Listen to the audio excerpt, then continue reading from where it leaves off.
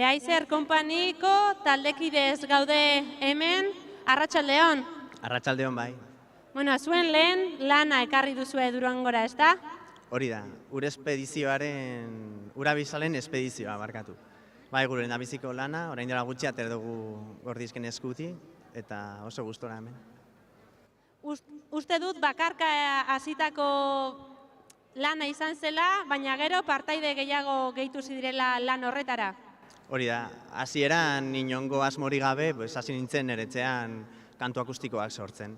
Eta behin diskoa formatu akustikoan neukala, hauek sartu ziren, hauek tiratu zuten pixka bat proiektuaz, eta sortu genuen gure konpania edo gure diska eta orain talde bezala aurkezten gara bai. Zer motatako lana da, zer aurkituko dute entzuleek diska honetan?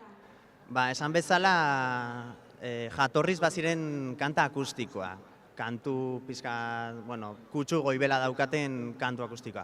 Baina gero musikalizatu dutenean, hartu dute bestelako argia, bestelako soinua eta koloreak, esan genezake.